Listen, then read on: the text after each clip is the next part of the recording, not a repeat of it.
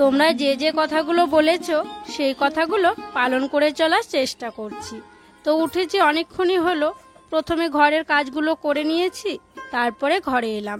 রুদ্র এইমাত্র উঠেছে, তো ভাবলাম ও যখন উঠে পড়েছে বিছানার চাদরটা পাল্টে দিই। আর তোমরা বলেছো বারে বারে বিছানার চাদর পাল্টে দেওয়ার জন্য, তো দেখো ওই চাদরটা তুলে নতুন একটা চাদর পেতে দিলাম। আর বালিশের কভারগুলো পাল্টে নিয়েছি, আর অন্য কভার লাগিয়ে সুন্দর করে বালিশগুলো রেখে দিলাম। আর এখন কি জানো তো, সময়টা রুদ্রকেই বেশি দিচ্ছি, ঘরের কাজে একটু কমই সময় দেয়া হচ্ছে। তো দেখো রুদ্রকে খাওয়ালাম, তারপরে ওকে নিয়ে একটু বসে আছি। তোকে বলছি তুমি কি আর ঘুমাবা? তো বলছে ঘুমাবো না, কিন্তু তুমি আমার কাছে থাকো। তো সেই জন্য ওকে নিয়ে বসে আছি। তো যাই হোক বন্ধুরা, শুভ সকাল। আশা করছি তোমরা যে যেখানে আছো সকলে ভালো আছো, সুস্থ আছো। বীরভূম জেলার ছোট্ট একটি গ্রাম থেকে আমি দৈবকী তোমাদের সকলকে জানাই আমার ব্লগ চ্যানেলে অনেক অনেক স্বাগত আর আমার অনেক অনেক ভালোবাসা। বেশ অনেকক্ষণই আমি রুদ্রর কাছে ছিলাম, তবে বেশিক্ষণ থাকলেও হবে না। ওই যে বিছানার চাদর বালিশের কভার ওগুলো তুলেছি, ওগুলো তো কাচতে হবে আমাকে। তো সেই জন্য রুদ্রর বাবাকে বললাম তুমি একটু ওর কাছে থাকো, আমি জামা কাপড়গুলো কেচে দিই। ওদিকে অনেক রুদ্র জামা কাপড় ছিল, সেগুলো কেচে দেখলেই তো টিনের চালে মেলে দিলাম। আর বড় বড় যে জিনিসগুলো আছে সেগুলো তারে মেলে দিচ্ছি। এই বিছানার চাদরটা পাতা ছিল, তো এটা তুলে কেচে দিয়েছি। আবার তখন পরে এটা পেতে দেবো আর ওটা তুলে কেচে দেব। তারপরে এই যে কাপড়টা পরে ডাক্তার দেখাতে গিয়েছিলাম সেই কাপড়টাও কেচে দিয়েছি। বেশ অনেকগুলো আগেকারও ছিল জানো তো, কালকে তো কিছুই কাচা হয়নি, সবই কেচে দিয়েছি।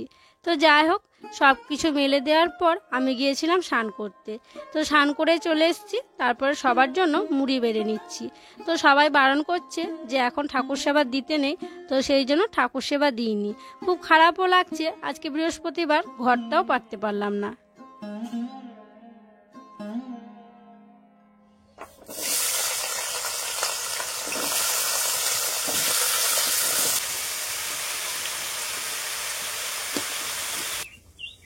মুড়ি খেয়েই রান্না বসিয়ে দিয়েছিলাম।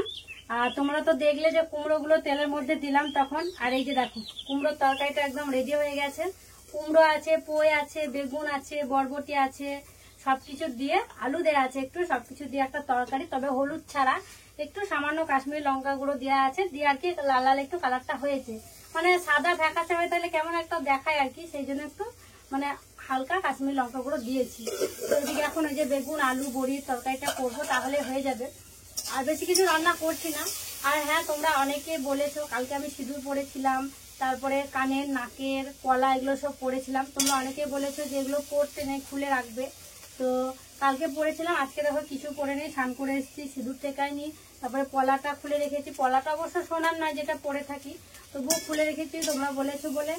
কানের নাকে সবকিছু খুলে রেখেছি। তোমরা বলেছো নিরামিষ খাওয়ার জন্য, তো কালকে থেকে নিরামিষ খাওয়া হচ্ছে। কালকে তো তোমাদেরকে বলা হয়নি যে কি কি রান্না বান্না হয়েছিল, মানে বলার মতো পরিস্থিতিতেও ছিলাম না জানো তো। দিদি রান্না বান্না করছিল, ডাক্তার দেখিয়ে এলাম, রুদ্রকে নিয়ে ব্যস্ত ছিলাম। দিদিদের কি রান্না বান্না করলো কিছু তোমাদেরকে দেখানো হয়নি। তো কালকেও নিরামিষ রান্না করা হয়েছিল, একদম তেল হলুদ ছাড়া ওইসবই খাওয়া হয়েছিল। রুদ্রও খেয়েছিল, আমরাও বাড়ির সবাই ওইসবই খেয়েছিলাম। আর কি জানো তো, ডাক্তারে বলেছে, ডাক্তারকে আমি জিজ্ঞাসা করেছিলাম যে এখন কি কি খাওয়া দাওয়া করাবো, আর কি কি খাওয়া উচিত, কি খাওয়া বারণ আছে। তো ডাক্তার বললো যা যা খায় একটা বাচ্চা সব কিছু খেতে পারবে, শুধু মাংসটা বাদে। মাংস খেতে পারবে না, তাছাড়া সব সব খেতে পারবে। তো কি বলতো, ডাক্তারের কথাও মানছি না আমরা, বলতেই পারো। কারণ মানে আমরা একটা সমাজে বাস করি, সামাজিক একটা তো আছে নিয়ম, তাই না বলো? সামাজিক নিয়ম আছে একটা, তো সেটাও আমাদেরকে মানতে হবে আর কি।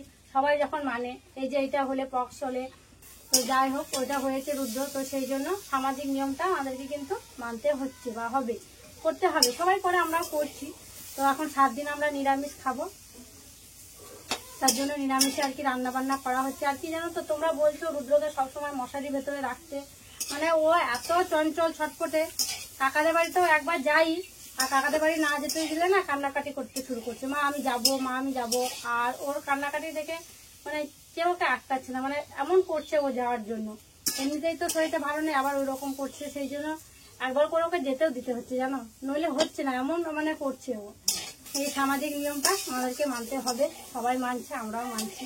চলো রান্নাটা করে নিই। এদিকে ভাতটাও প্রায় হয়ে এসছে, ভাতটা নামিয়ে নেবো। ভেজে বড়ি আলু টমেটো ওই তরকারিটা করে নিলে হয়ে যাবে। আর হ্যাঁ, কালকে তো একদম হলুদ তেল ছাড়াই রান্না করা হয়েছিল।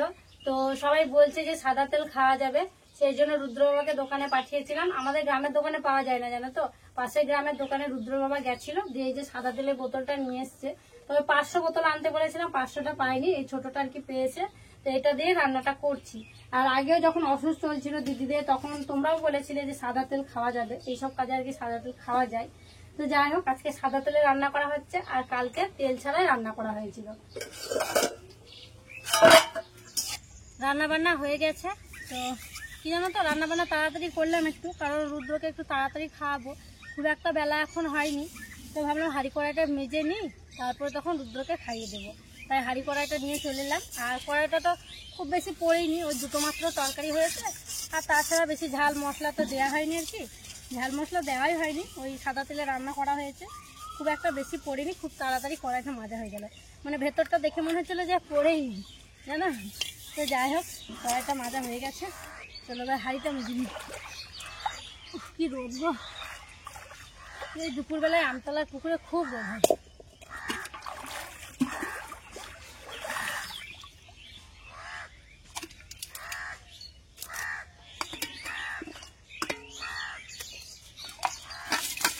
আর এখন এই ছোট হাঁড়িটাতেই হচ্ছে, আর বড় হাঁড়িটাই করছি না, কারণ দিদি বাবা রাত্রে রুটি খাচ্ছে, সেই জন্য বড় হাঁড়ি লাগাচ্ছি না। অনেকদিন থেকে ছোট হাঁড়িটাতেই হচ্ছে। মানে ছোট হাঁড়ি তো মাপের, জানো তো, একটু মানে মানে যতটা আমাদের দরকার চাল ততটাই লাগে।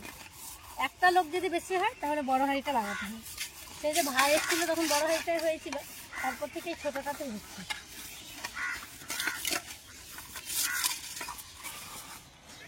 আরে ঘাম ঝরতে আছে, যত জোরে জোরে মারছি ততক্ষণ হচ্ছে ঘাম ঝরছে। চলো, হাঁড়ি মাজা হয়ে গেছে, এবার দূরে গিয়ে একটু ভালো জলে ধুয়ে আনি।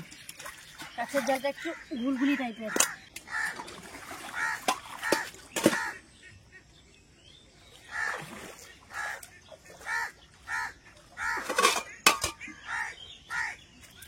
হাঁড়ি কড়াই মেজে আনার পর রুদ্রকে আগে ভাত খাইয়ে দিয়েছি। সবাই বলল সময় নিয়ে ওকে আগে খাইয়ে দাও, তারপর আমাদেরকে দেবে। তারপরে দেখো সবার জন্য ভাত বেড়ে নিয়েছি, আর সবাই একসাথে খেতে বসেছি।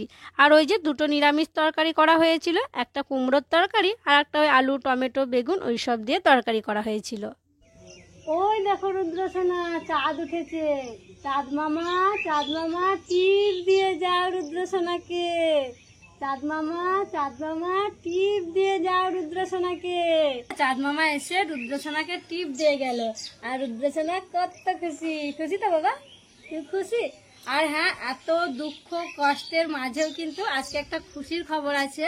কারণ তোমরা কালকে যে রুদ্রকে দেখেছিলে, মানে এত কান্নাকাটি করছিল, খেতে পারছিল না, খুবই মানে অস্বস্তি বোধ করছিল, আজকে রুদ্রসোনা অনেকটাই বেটার আছে, অনেকটাই ভালো আছে। আর ওর যে গায়ে এগুলো বেরিয়েছিল, গায়ে বলতে হাতে পায়ে আর মুখে বেশি বেরিয়েছিল, তো ডাক্তারে বলেছিল যে ওষুধ খেলে বেশি বেরিয়ে যাবে সব। তবে কালকে থেকে ওষুধ দেওয়া হচ্ছে, ওই আর বেশি বেরোয়নি। আর যেগুলো বেরিয়েছিল জানো, সেগুলো শোকাতে শুরু করে দিয়েছে।